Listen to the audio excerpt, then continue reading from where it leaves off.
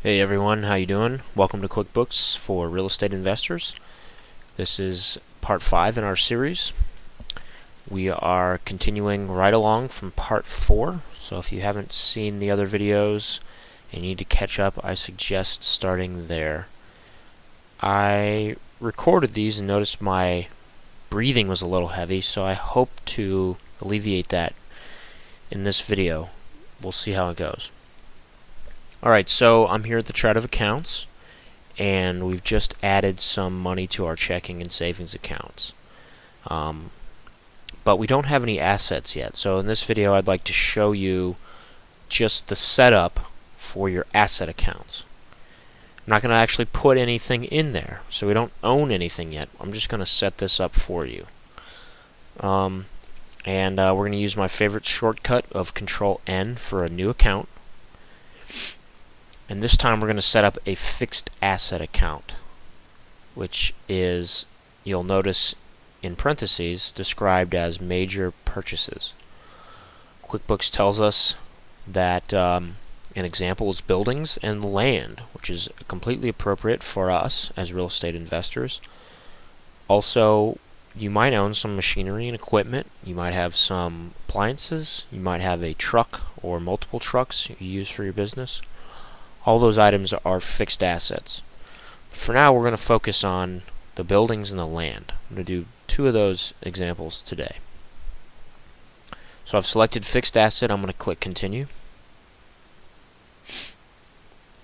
And I'm going to give my account a name.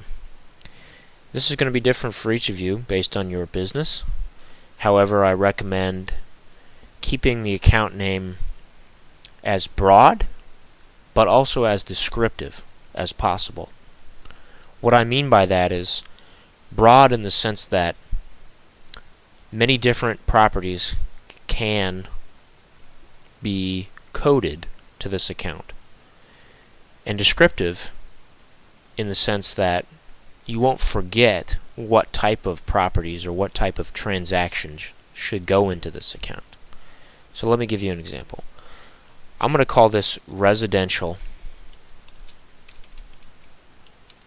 buildings. If I were a real estate investor and I only own buildings fewer than 4 units, this might be appropriate for me. If you are a real estate investor and you have buildings that are single families, multifamilies, and maybe you have a 20-unit building, you probably will label that building a commercial building.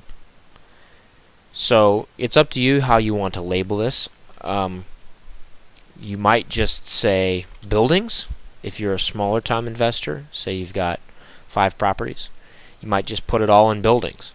But if your portfolio, say, is a little larger, you might have 50 or 200 units, you might want to segregate those units out a little bit.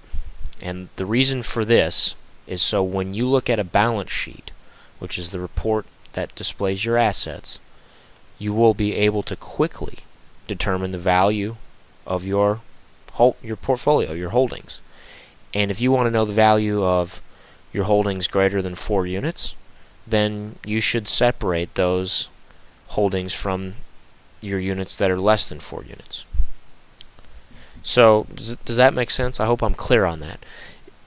Like I said, it's got to be broad enough that you can fit multiple transactions or multiple types of properties into this account.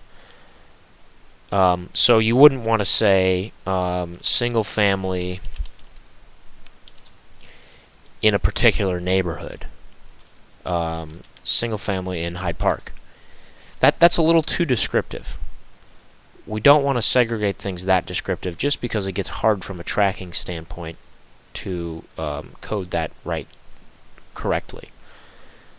Unless you own 50 units in Hyde Park, stay away from this. If you did own 50 units in Hyde Park, you might say Hyde Park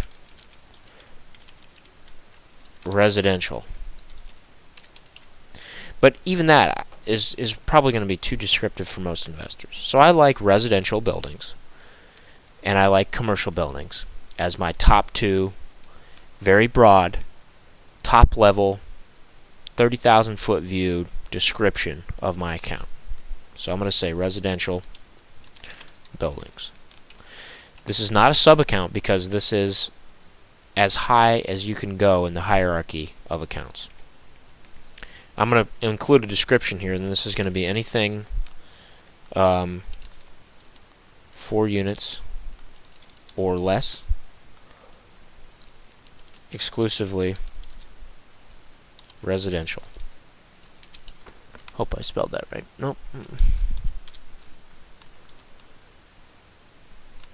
Okay. I don't need a note here. Tax line mapping, ignore it unless you're a CPA. Save and close. So now in my chart of accounts, you can see here that I've got residential buildings, and that's a fixed asset, and I don't have any value in that account. So I have $0 of residential buildings. I'm going to follow that same protocol. I'm going to hit Control N. I'm going to come down here. I'm going to arrow down, and I'm going to hit Spacebar if you want to get good with the keyboard. Control Enter continues. And I'm going to round this out on the other side with commercial buildings.